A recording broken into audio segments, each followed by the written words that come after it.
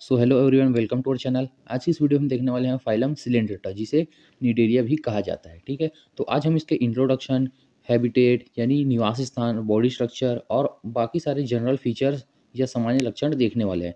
ठीक है, तो इससे पहले हमने फाइलम पोरीफेरा, प्रोटोजोआ के नोट्स भी देख चुके हैं, तो आप उन्हें भी जाकर देख सकते हैं। मैं उनका लिंक डिस्क्रिप्शन में दे दूंगा। तो आइए शुरू करते हैं फाइलम सिलेंड्रेटा। तो सबसे पहले देखेंगे इसके इंट्रोडक्शन। फाइलम सिलेंड्रेटा, जिसे निडेरिया भी कहा जाता है, सरल संरचना वाले जलीय जीवों का एक समूह है। ये मुख्य रूप से समुद्री होते हैं, लेकिन कुछ मीठे जल में भी पाए जाते हैं। ठीक है, मीठे जल बोलने का मतलब है नदी, तालाब, झील आदि में भी पाए जाते हैं। इनकी शारीरिक संरचना द्विस्तरीय, ठीक है, डिप्लोब्लास्टिक होती है। इनका मुख्य गुण निडोसाइट्स निडोसाइट्स नामक कोशिकाएं हैं, जो शिकार पकड़ने और रक्षा के लिए उपयोग की जाती है। ठीक है, ये हो गया हमारा इंट्रोडक्शन। अब इसके बाद जो मेन पॉइंट्स है वो सभी देखेंगे। तो सबसे पहला है निवास स्थान यानी हैबिटेट। अधिकांश जलीय और समुद्री होते हैं। कुछ प्रजातियां मीठे पानी में पाई जाती है, जैसे हाइड्रा। इसके बाद आएगा शरीर संरचना, बॉडी स्ट्रक्चर।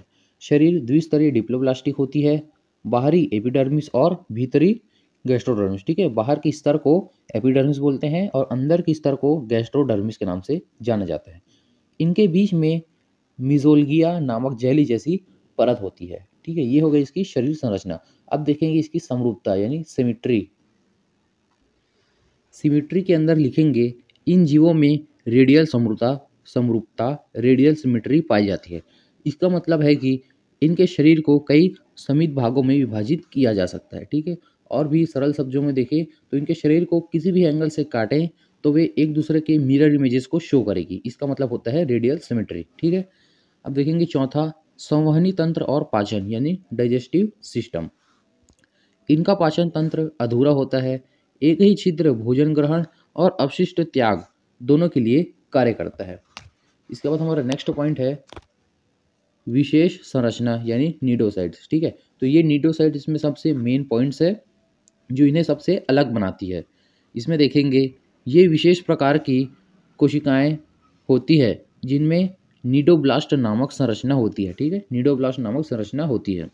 ये रक्षा और शिकार के लिए उपयोगी होते हैं। इसके बाद नेक्स्ट पॉइंट देखेंगे जीवन चक्र, लाइफ साइकिल।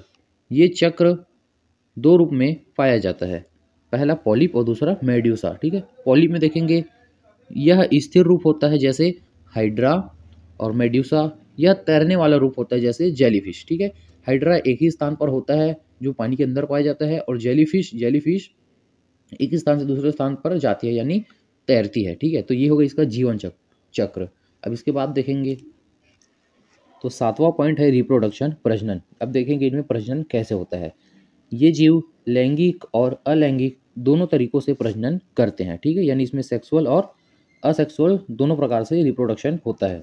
और नेक्स्ट है अलैंगिक जनन में कली उत्पादन, बडिंग होता है। ठीक है, असेक्सुअल रिप्रोडक्शन में बडिंग होता है। बडिंग का बोलने का मतलब है शरीर से एक छोटी सी संरचना निकलती है, फिर वही संरचना धीरे से विकास करके एक नए जीव का निर्माण कर लेती है।